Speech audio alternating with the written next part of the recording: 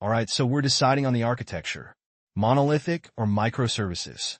A single big app or lots of smaller, independent ones?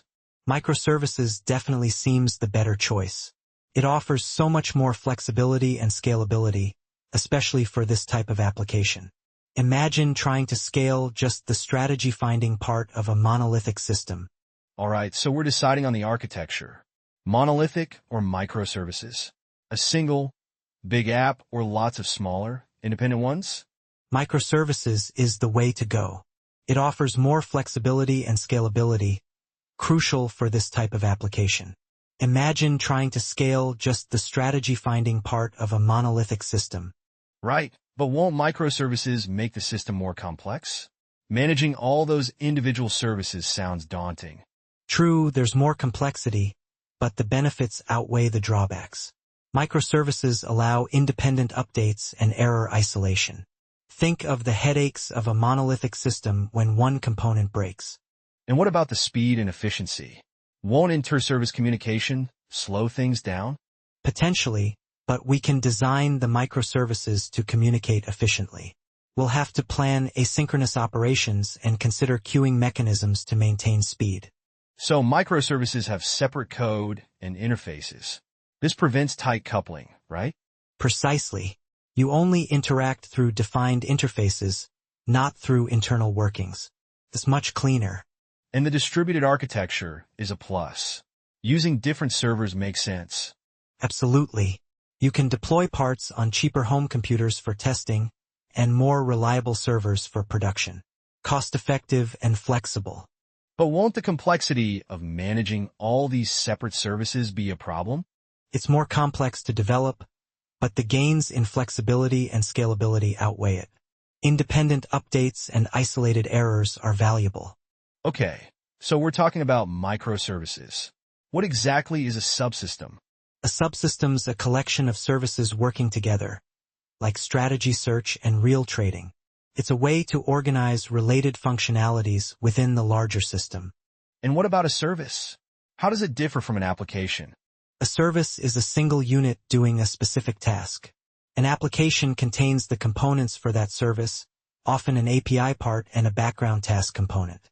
So, these applications will have their own separate background tasks? Exactly. This allows independent scaling and error handling.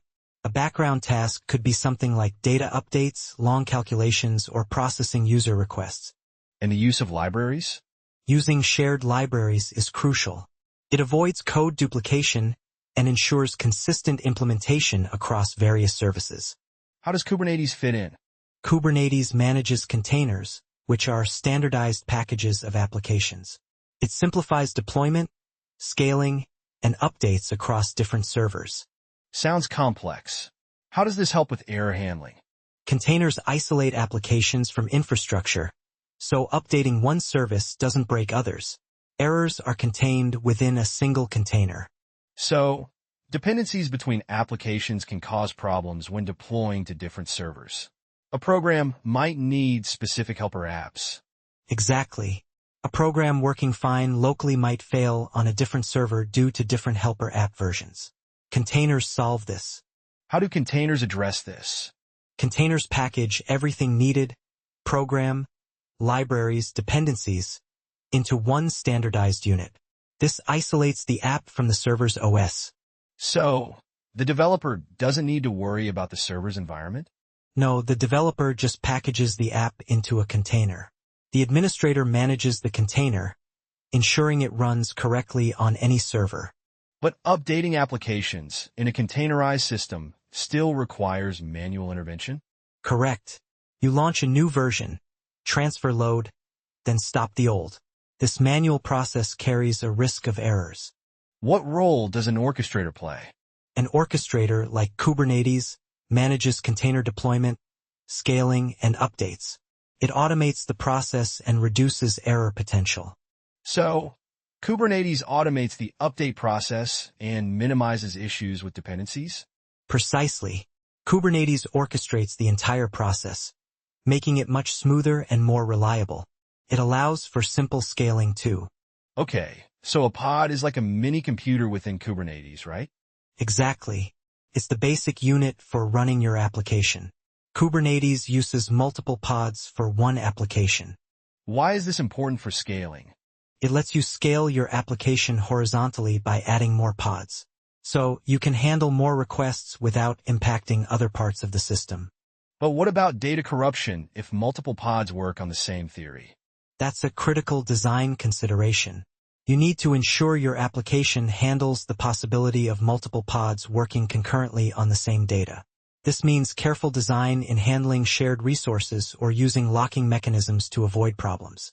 So, when designing an application for this architecture, we need to consider the possibility of multiple pods running at once on some operations? Correct. Your application needs to be prepared for this scenario. For example, if the application processes theories, you need to be sure no data corruption happens if two pods try to work on the same theory. How would you handle that in practice, for example, with theories? You'd likely need locking mechanisms or data synchronization to prevent concurrent modification of the theory by multiple pods. This ensures data integrity. So, a separate front-end service is needed for user interaction. This seems straightforward. Agreed. But user roles and authorization are a consideration. Should we handle user accounts and permissions? Not right away. Seems like the system will likely have a small, restricted user group with similar rights. Exactly.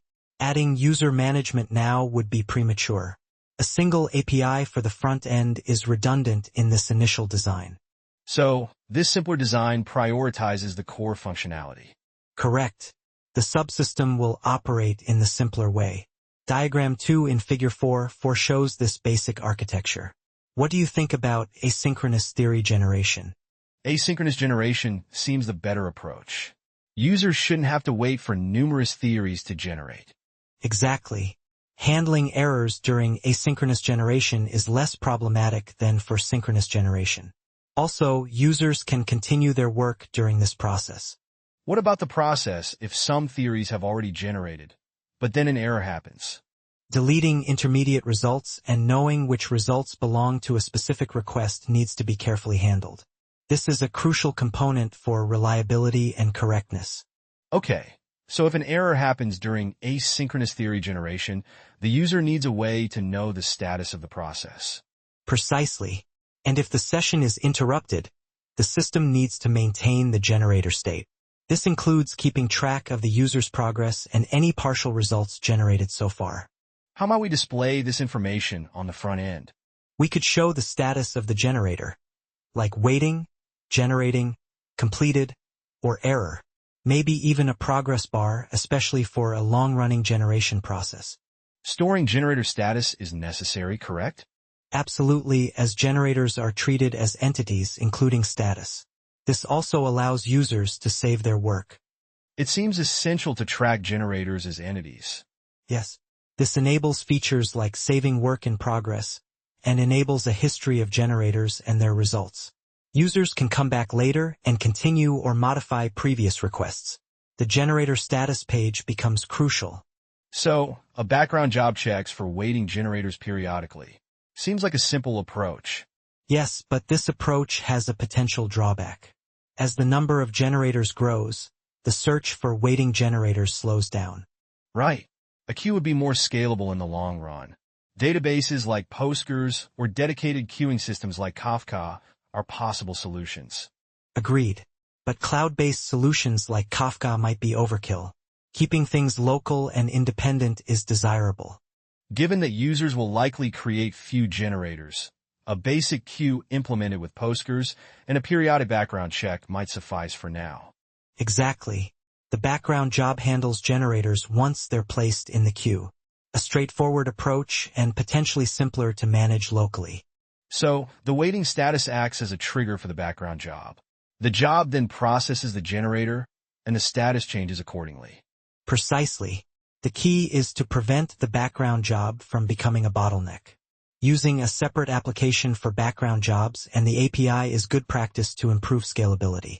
Okay, so should the background jobs run in the same app as the API? No, a separate application is better. Long-running tasks like generating theories shouldn't block the API's responsiveness to user requests. Right. How does a separate background jobs app improve scalability? Scaling the API and background jobs independently allows for different resource allocations. The API app might need fewer resources than the background job app, which will likely have a higher workload during theory generation. So, the API application handles the initial request and updates the generator's status, while the background jobs app handles the actual work. Exactly. This separation allows for independent scaling and prevents performance bottlenecks during theory generation. So, for processing theories, we need a queue to prevent multiple pods from working on the same theory.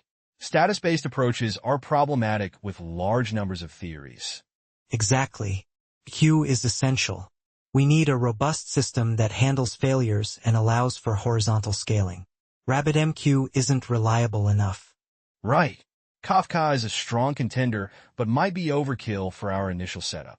A Postgres-based queue is a more straightforward, local solution. Correct. Postgres already stores data, so leveraging its queue capabilities is efficient and avoids additional dependencies. The queue should only hold theories needing processing. Processed theories should be removed automatically. Yes, this is crucial. Efficient queue management is key to preventing bottlenecks. Also, we need a mechanism to ensure the queue persists if a pod shuts down. How can we prevent two pods from processing the same theory? A locking mechanism will be necessary. Precisely. Locking the queue table when a pod starts processing a theory prevents simultaneous processing. But this could block further insertions into the queue. An additional table, active_queue, will manage which theories are currently being processed. The active_queue table would use timestamps to manage the lock to determine which pod has access to which task. Exactly. This approach prevents blocking while maintaining uniqueness and persistence. The timestamps will allow other pods to take up tasks if they remain unprocessed after a time period. So, to ensure theories aren't processed by multiple pods, we need a way to mark which theories are currently being worked on. Exactly. The active_queue table will track active theories. This table prevents concurrent processing. But locking the main queue table, process_queue, could block new theory entries. Correct. The active_queue table lets us select and mark theories for processing without impacting new entries. How do we handle pod failures? If a pod handling a theory crashes, how do we prevent other pods from trying to process the same theory again? A timestamp in the active_queue table is crucial. If a pod dies, the timestamp will age, allowing another pod to claim the theory. So, a timestamp lets us detect inactive entries and reclaim theories from dead pods. Precisely. That allows the system to continue processing theories without being affected by pod failures, ensuring data consistency. So, the theories table stores the entity IDs and timestamps. This will form our basic queue. Right. And we're keeping it simple. We're not adding a separate application for theory processing yet. Correct. For now, we'll keep the theory processing within the existing application. 3 applications will handle the load. Agreed. This keeps things streamlined. It's a balance between simplicity and scalability. What about scaling the queue handling within this structure? Increasing the number of theory processing app instances will handle the queue scaling. It'll distribute the load across 3 applications. This solution might not work if the number of theories grows. We could have a bottleneck from the database. True. That's something we'll monitor as the system expands. We'll need to measure our queue length and latency to predict and address issues. How can we ensure quick theory addition? Is the active_queue table necessary? The active_queue table is needed to prevent simultaneous processing. It helps to have a separate table for locking without blocking the process_queue. It's a good idea for concurrency control. Do we need to address potential data consistency issues when adding multiple applications? Potentially. We need to review how data is read from and written to the database to avoid conflicts between the 3 applications. We'll need to design the database interactions to be safe. Agreed. Thorough data management is necessary. This will ensure data integrity and system reliability. So, a state machine seems like the right approach for theory processing. It handles branching logic effectively. Exactly. It allows for different paths based on results, like proceeding to the next step or marking it as worthless. How do we define the states for this process? We need states like first step processing, checking suitability, second step processing, etc. Each state represents a specific stage of the theory's journey. Will we need separate entities for each step? No. The theory entity itself will track its current state. Transitions happen based on external events. What events trigger these transitions? Completion of tasks like finishing the first step and checks for suitability. Each step will have corresponding events. How do we manage multiple theories in this state machine? Each theory will have its own instance of the state machine. The state machine updates as per the theory's progress through the process. So, each theory state is its own separate entity within the state machine. Correct. This allows independent processing of multiple theories concurrently. It's all about managing theory progress independently. How do we handle errors during processing? We add an error state. The state machine will transition to the error state if a step fails. So, the first step is a quick check. If a strategy meets the quality condition, we move to the next iteration with narrower parameters. Correct. This iterative refinement process is crucial for finding optimal strategies. How do we handle the case where no strategy meets the quality condition in the first step? The theory is marked as worthless, and the process ends for that theory. This avoids further unnecessary calculations. What about the second and third steps? Do they also have similar quality checks? Yes, the second step checks against a different quality condition, and the third step applies another set of checks, possibly with a different algorithm. How do we ensure the right data is passed between the stages? Does the theory entity hold all the intermediate results? The theory entity holds the current state, including any generated strategies, and the status. Each step updates the theory's status, and results from each step are stored in the appropriate location. Does the state machine's status reflect the progress of the entire theory processing, or just the individual steps? The theory entity's state reflects the overall progress. Intermediate states are internal to each step. If there are errors during any step, will the theory be marked as worthless? Yes, an error in any step would mark the theory as worthless, stopping further processing. This also helps keep track of the failure reason during each step. So, the first step's critical event is subtheory completion. Asynchronous calculation makes sense given the potential for lengthy subtheory runs. Exactly. The theory waits until the subtheory finishes. Status is just a progress indicator, not a control point in the process. What happens if a subtheory fails during calculation? We need an error state for the subtheory, and the whole theory status would transition to error if there's a problem in a step. It's essential to capture failures. The second step creates subtheories iteratively, building on results from previous ones. How does the initial subtheory get created? The initial subtheory is based directly on the theory's settings. Subsequent ones use the previous subtheory's results to refine parameters. The third step involves calculating strategies and checking final quality. How do we handle multiple strategies potentially finishing calculation at the same time? The system must check that all strategies are calculated before moving to the next step.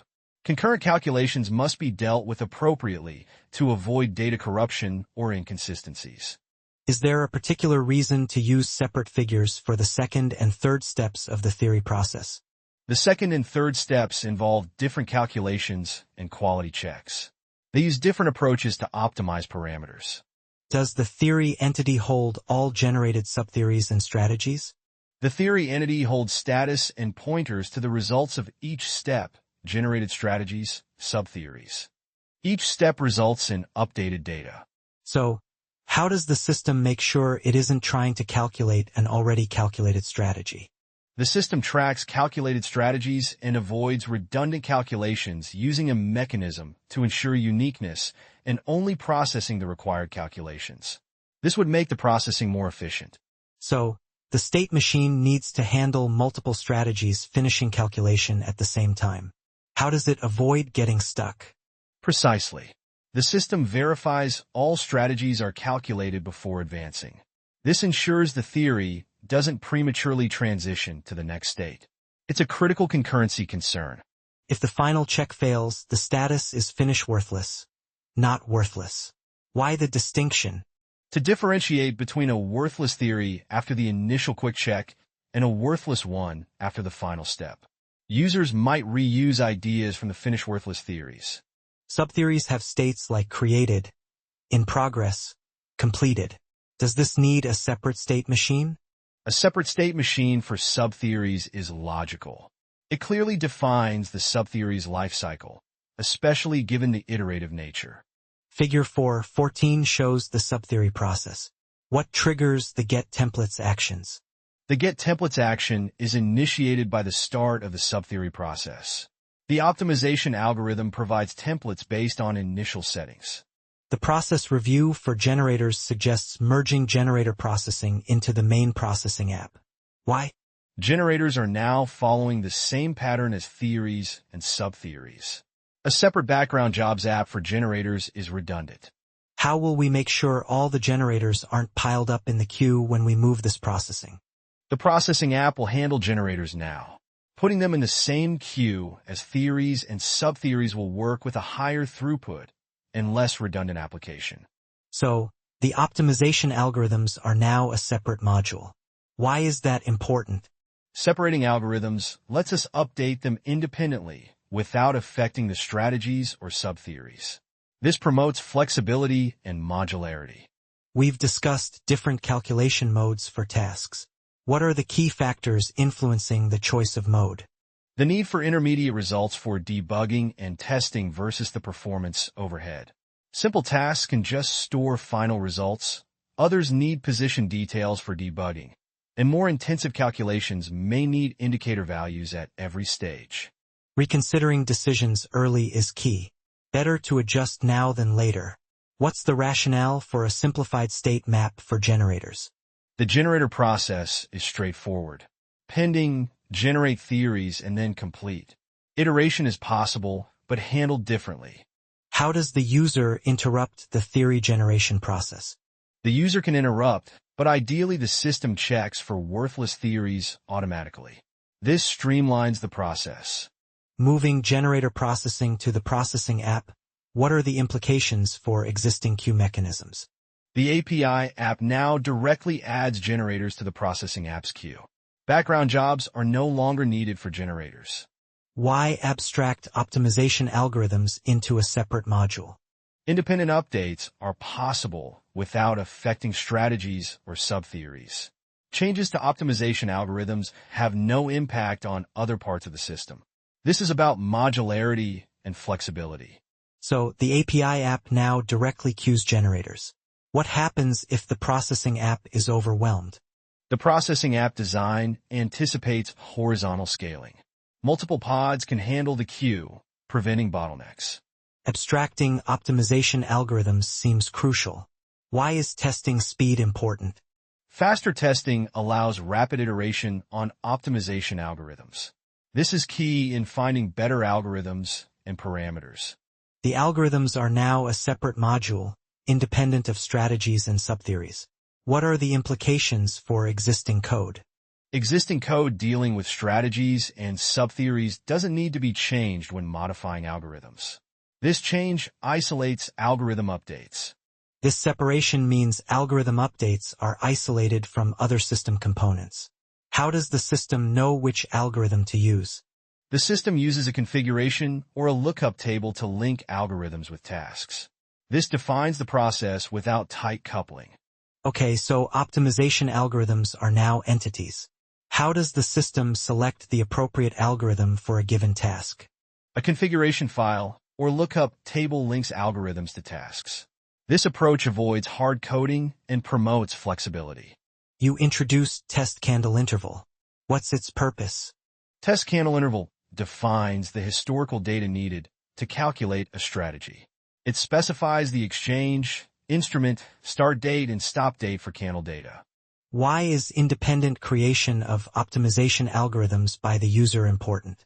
It allows for customization and tailored algorithms. Users can create algorithms specific to their needs and trading strategies. How is test candle interval created? Currently, Users create test candle interval. Later, enhancements are possible, such as creating them while loading historical data. You mentioned separating calculations by chart types.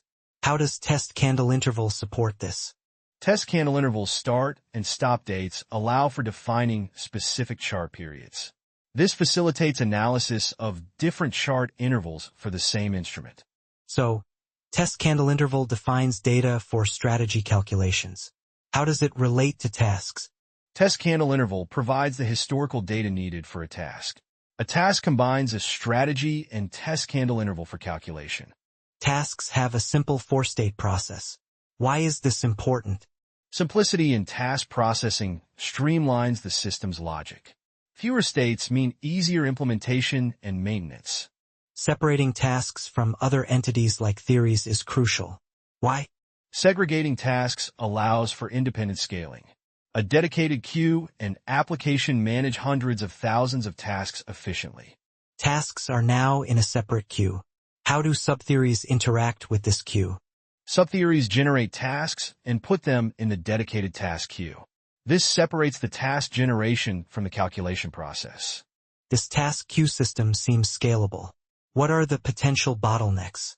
Potential bottlenecks could arise if the task calculation application is not scaled appropriately. However, the design anticipates this possibility. You mentioned 3 calculation modes for tasks. Can you elaborate? Mode 1 saves only final results. Mode 2 includes position details. Mode 3 also saves indicator values for each candle. Why are these different calculation modes necessary? The different modes provide flexibility for different use cases. Automated systems might only need final results, while manual analysis could need complete information. Different calculation modes are important for flexibility. Why are these modes crucial for testing and validation? Detailed calculation modes enable comprehensive strategy verification. Intermediate results allow for debugging and understanding strategy behavior, which isn't possible with just final results. So, comprehensive testing requires detailed information. How will the different modes affect performance? Mode 1 will be the fastest and least resource-intensive.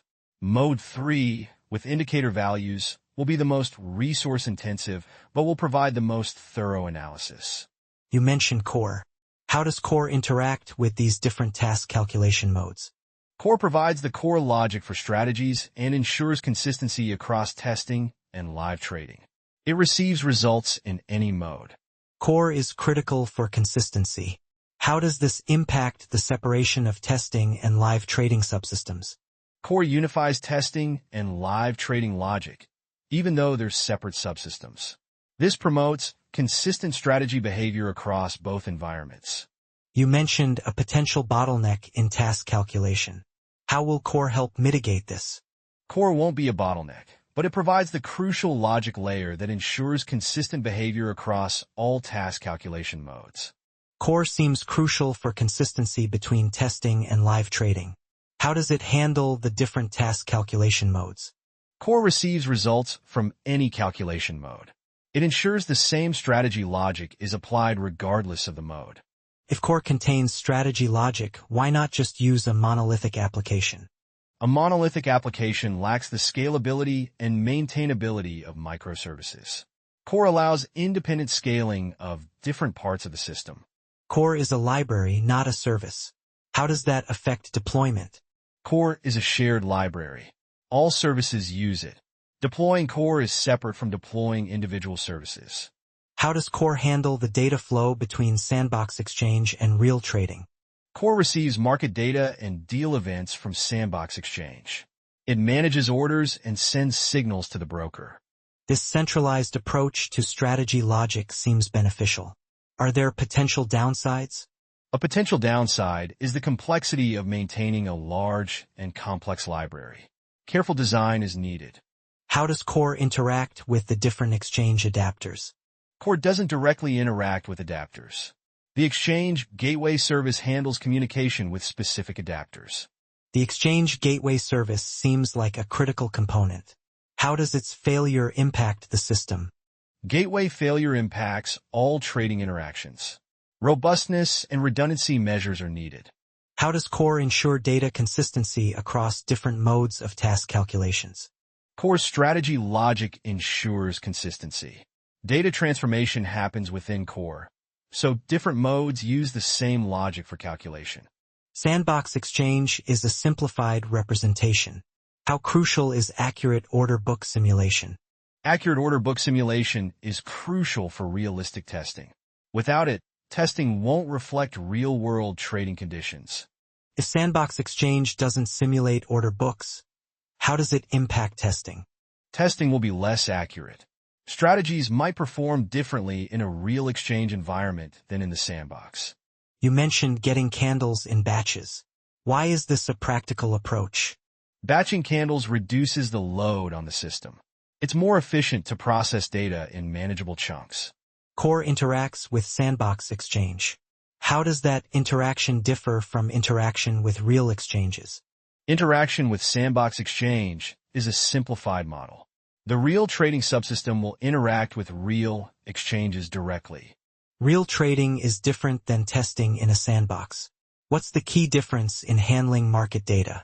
The real trading subsystem will use a gateway to interact with exchanges. The sandbox will directly process candles. The text highlights the need to simulate the exchange as closely as possible. How does that relate to the subsystem? The subsystem will need to handle actual exchange data, not just simulated data for testing. What are the goals of the real trading subsystem? The subsystem focuses on managing profitable strategies, ensuring instrument compatibility, and enabling user control of trading. What's the significance of separating exchange interactions?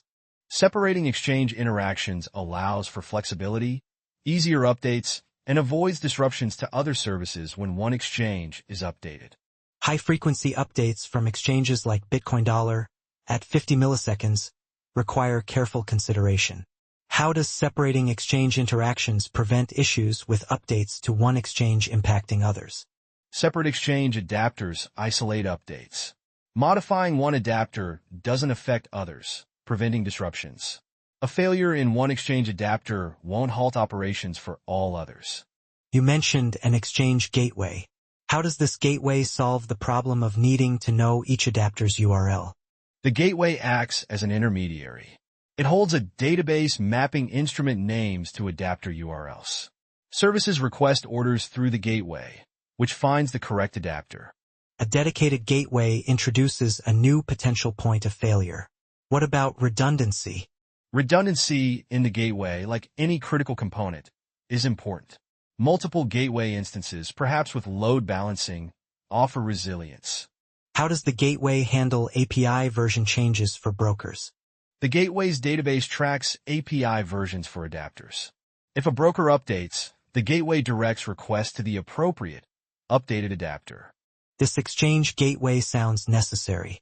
Does it introduce any performance overhead compared to simply querying adapters directly? Gateway interaction adds a layer of indirection.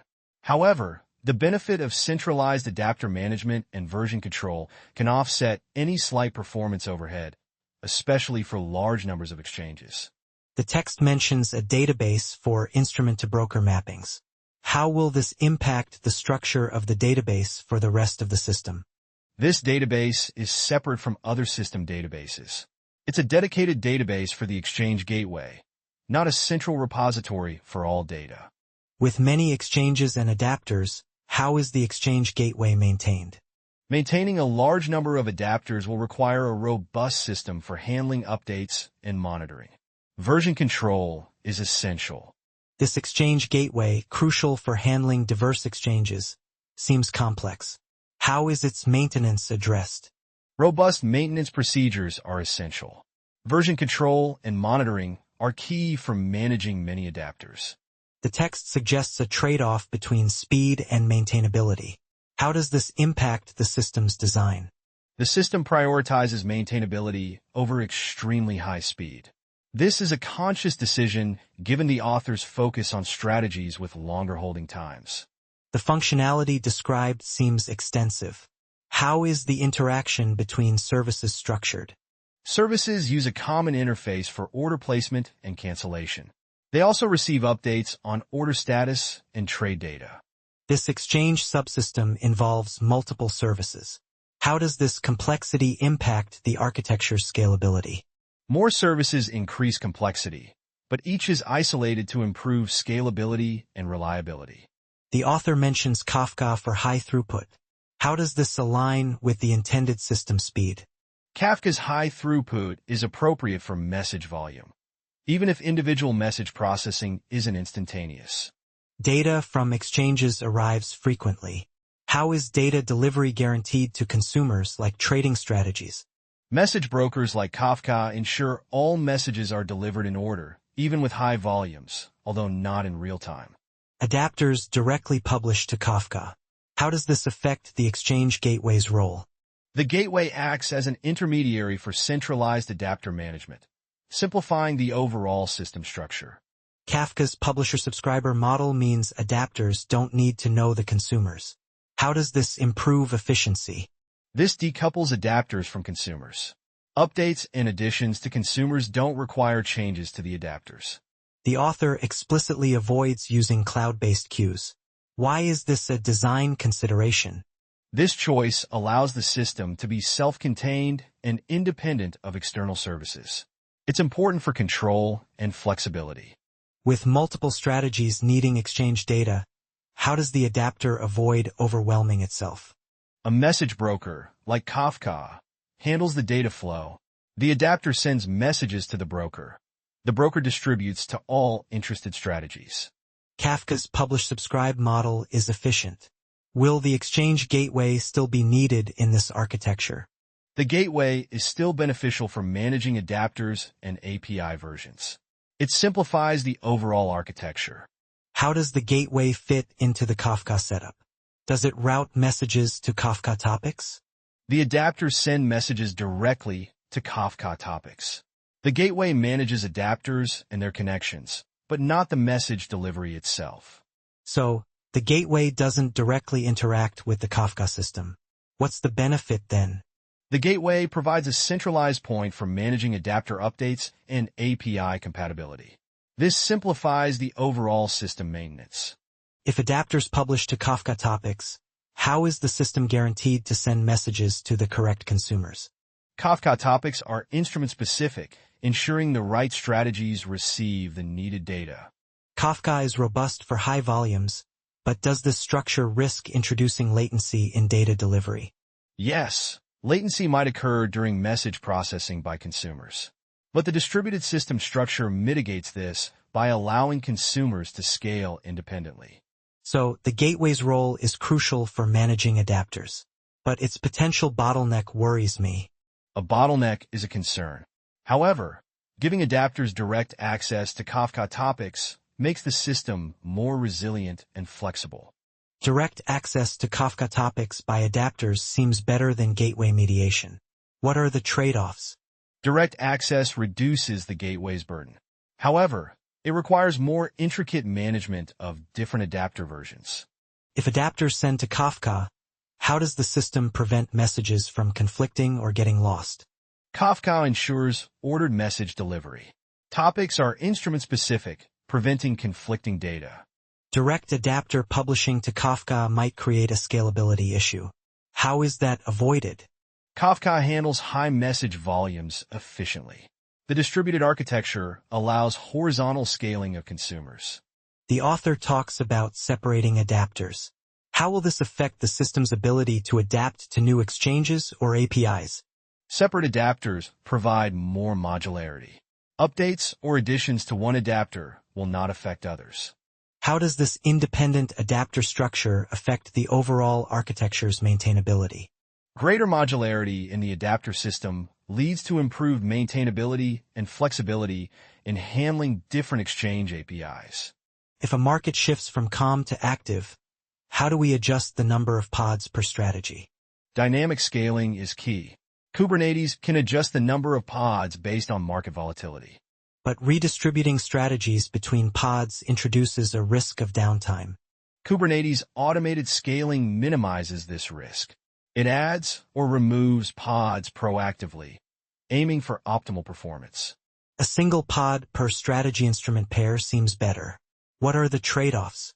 Single pods per pair offer better isolation, preventing data conflicts. However, it might lead to underutilization of pod resources in low-volume markets. So, a hybrid approach of pods per pair but with dynamic scaling seems the best solution? Exactly.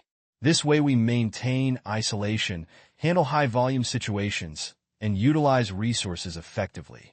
How does this dynamic scaling affect the speed of reacting to market changes? Dynamic scaling improves responsiveness by adjusting the number of available pods in real time. A single pod per strategy instrument pair seems cleaner, avoiding conflicts. But how do we handle fluctuating market activity? Dynamic scaling is the answer. Kubernetes will adjust the number of pods based on market volatility. But what if the market suddenly spikes? Will the system be able to respond quickly?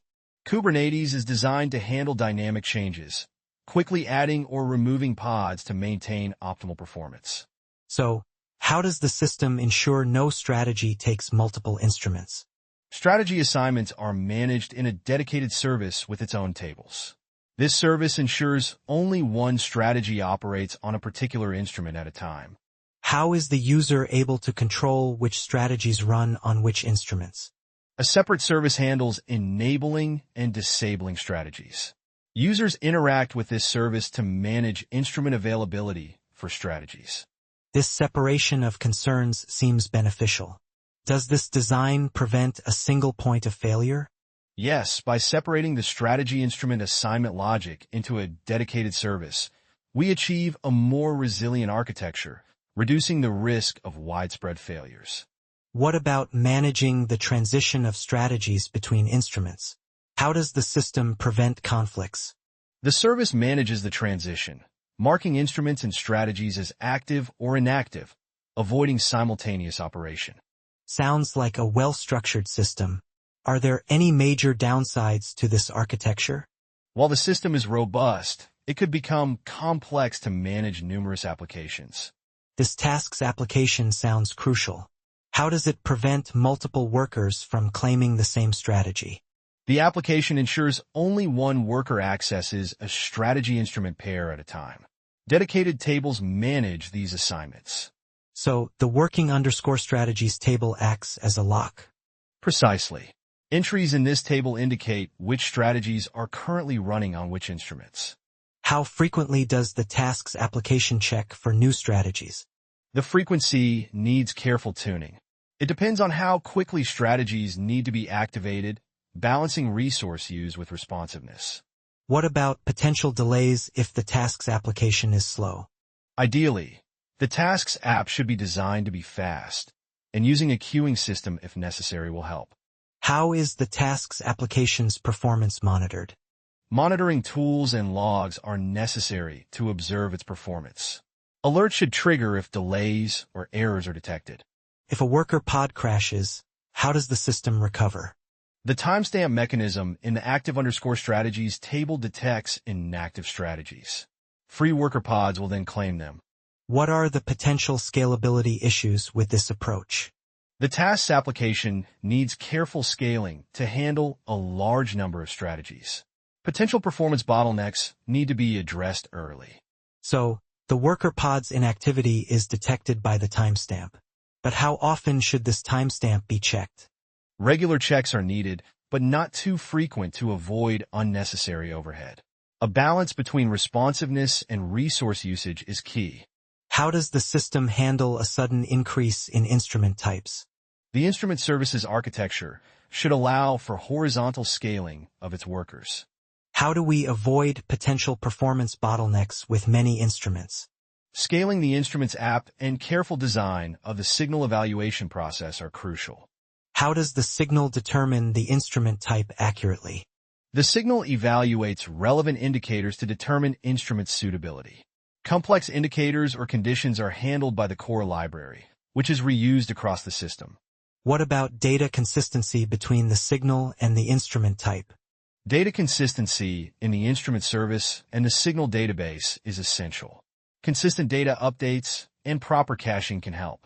Is the signal evaluation process isolated from other parts of the system?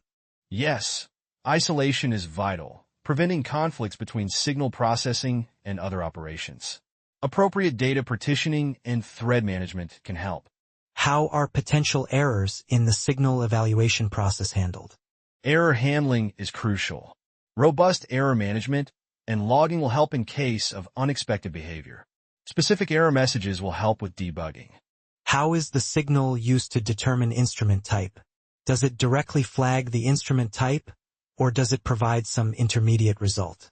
The signal functions as a filter.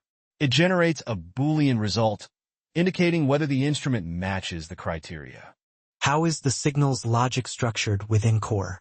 The signal logic resides in core, likely as a set of functions or classes. This ensures reuse and avoids duplication across services. How frequently does the instrument service need to check signals? The instrument service will need to check signals in real time or according to predefined schedules. This ensures up-to-date type identification. What are potential issues with real-time signal checking? Real-time signal checking could lead to performance issues. Optimization and rate limiting are important for this service to avoid overhead. How does the system handle changes in the core library's signal logic? The instrument service should be designed to work with updated signal logic in core. This means using well-defined interfaces and versioning. How does the system ensure consistent updates of signal logic across all pods? Versioning and synchronization mechanisms for core libraries are crucial. Using a common library registry would help. How are potential errors in signal evaluation handled? Comprehensive error handling in core is vital. The instrument service needs to be resilient to signal errors to avoid cascading issues. So, the strategy manager service receives strategy data. How does it ensure that this data is correctly processed and stored? Data validation and proper database design are key. Ensuring data integrity is crucial before propagating the information further. How does the strategy manager service communicate with the strategy service regarding new strategies? HTTP requests are likely used. This maintains a clear separation between services, and the strategy manager service won't need to know the internal details of the strategy service's implementation. How is the strategy manager service organized? Is it one monolithic application or a collection of microservices? Currently, it's a collection of microservices, an API app, and a tasks app. This simplifies updates and scaling compared to a monolith. What mechanisms are in place to ensure the strategy manager service doesn't become a bottleneck? Scaling the API and tasks apps, and ideally having a separate database dedicated to strategy management can help distribute the load. How does the strategy service know which instruments a strategy can work with? The strategy manager service communicates this information when it relays the new strategy details. How are potential conflicts resolved if multiple strategies target the same instrument? The strategy service's worker application ensures that only one strategy works with a given instrument at any one time. How does the strategy service handle high volumes of instrument-specific data? The worker apps for each strategy instrument pair are designed for efficient handling of these volumes and independent scaling. What's the role of the instrument service? Does it interact directly with the strategy service? The instrument service determines and manages instrument types. It doesn't directly interact with the strategy service. The strategy manager service mediates. How does the strategy manager service ensure the correct forwarding of new strategies to the strategy service? It uses HTTP requests, keeping a clear separation of concerns. The strategy manager doesn't need detailed knowledge of the strategy service's inner workings. What happens if the strategy service is unavailable? The strategy manager service needs robust error handling, potentially retry mechanisms or alternative strategies to ensure continued propagation of new strategies would be necessary. How does the strategy service know which worker pod to assign a new strategy to? The strategy service likely has logic to identify and select an available worker pod. A pool of available worker pods is needed to ensure load distribution. What prevents multiple worker pods from attempting to process the same strategy simultaneously? The database locking mechanism ensures only one pod can work with a given strategy at a time. How is the process of order placement handled? The The strategy services worker sends an HTTP request to the Exchange Gateway Service, which routes it to the appropriate adapter. The adapter handles the communication with the broker. How is the strategy's order status tracked and updated? The adapter sends updates to a Kafka topic about order status changes, which the strategy worker subscribes to, making the process highly scalable. How is the Exchange Gateway Service organized?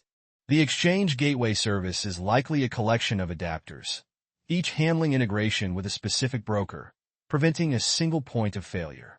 What mechanisms handle potential communication delays between the strategy service and the Exchange Gateway Service?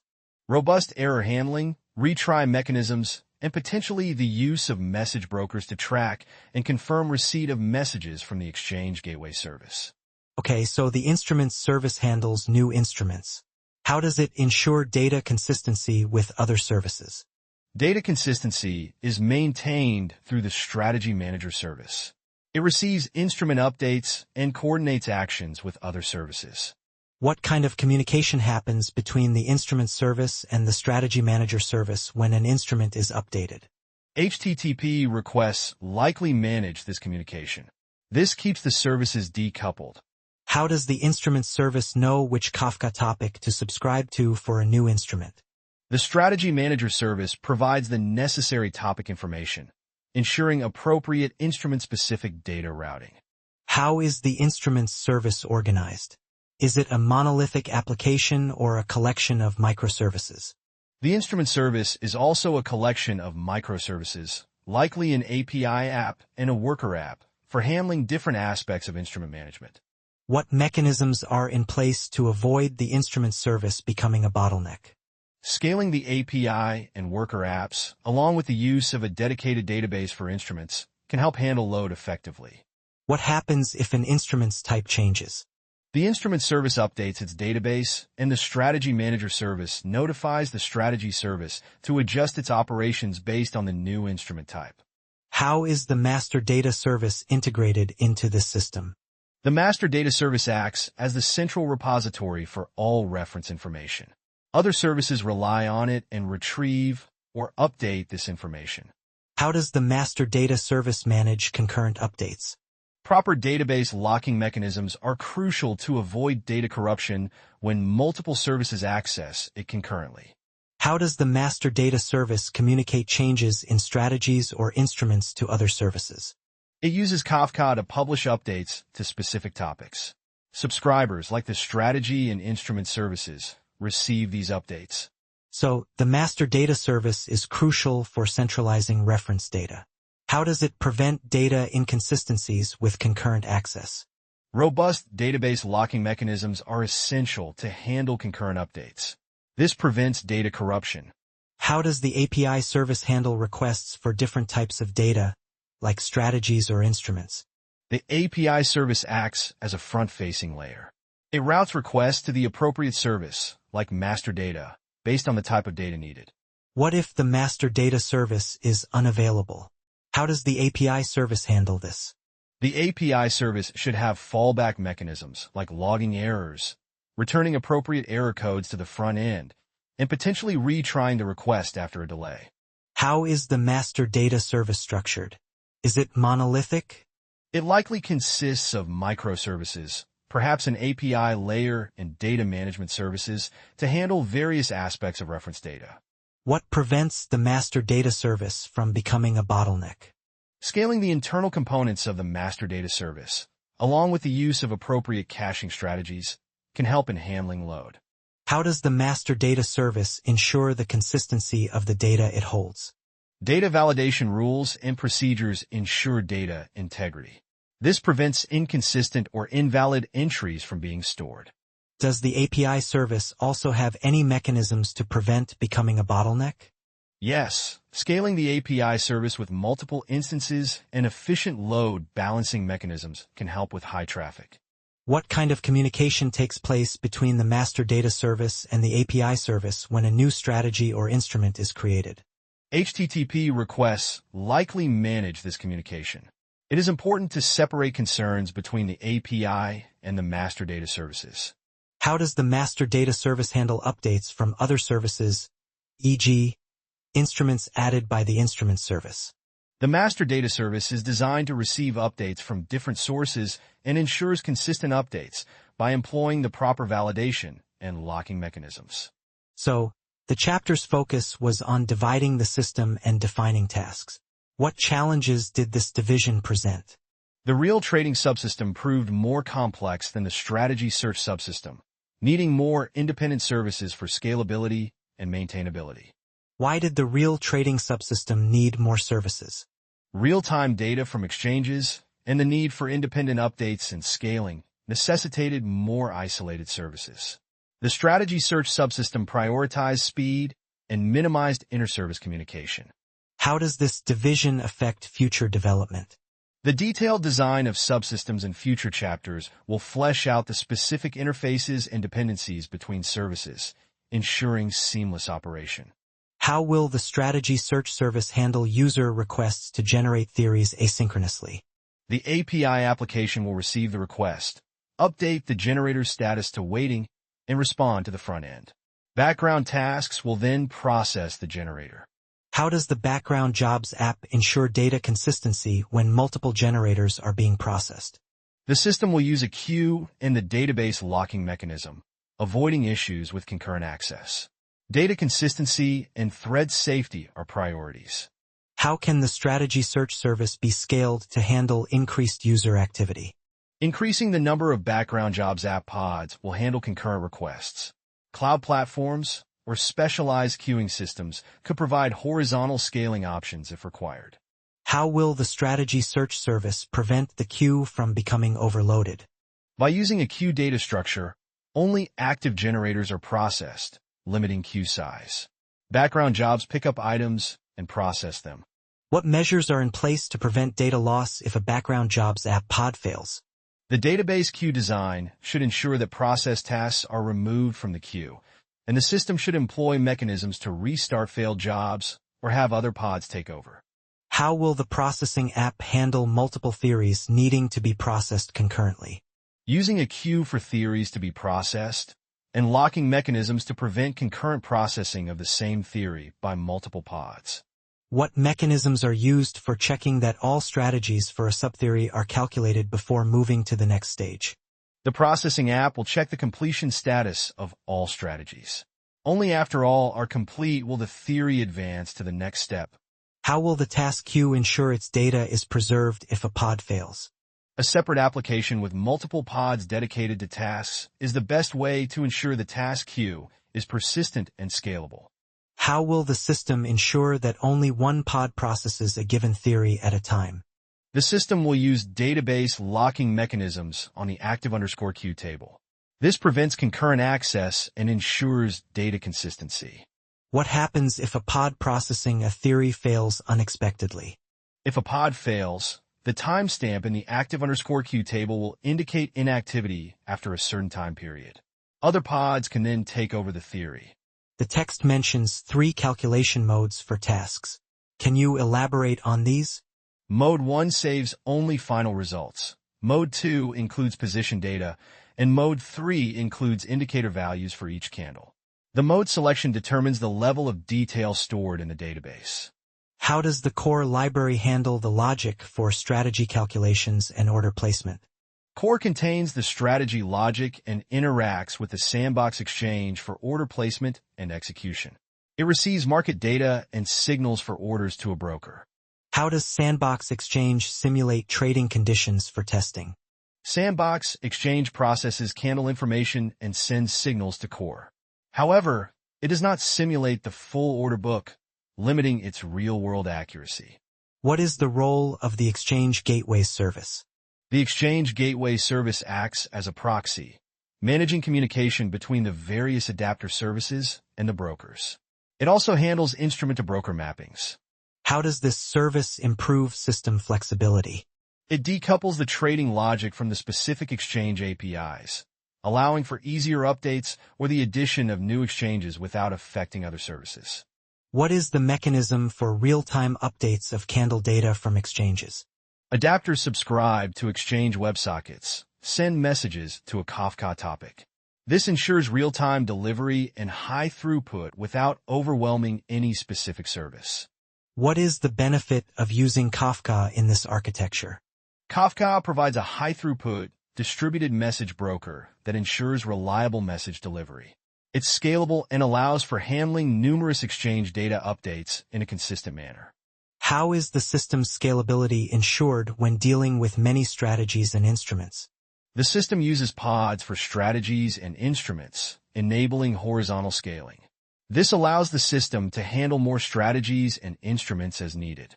How will the system handle the possibility of a sudden increase in trading volume for an instrument? By having multiple worker pods for the same strategy and instrument combination, the system will balance load between pods and is therefore more likely to withstand surges in volume. How is the Strategy Manager service responsible for storing reference data? The Strategy Manager service stores information about strategies, instruments, and exchanges. It's the central source for this reference data. Why separate the Master Data service from the Strategy Manager service? Separating master data creates a more modular and maintainable system. Master data focuses solely on reference data, improving data management and reducing complexity. How does the API service function as an intermediary? The API service acts as a facade, receiving requests from the front end and routing them to the appropriate microservice for processing. How is the creation of a new financial instrument handled, given this separation? The front end requests instrument creation through the API service, which then relays the request to the master data service.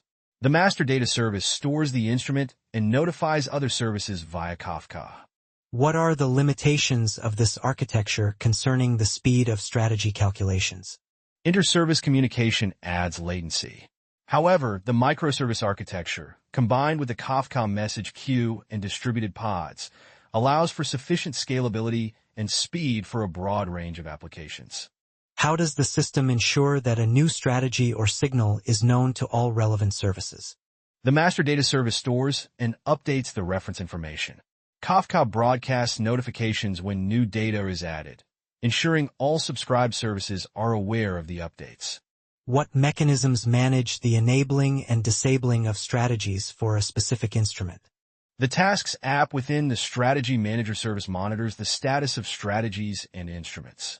It updates the working_strategies table in response to enabling/disabling actions, triggering updates to the strategy service.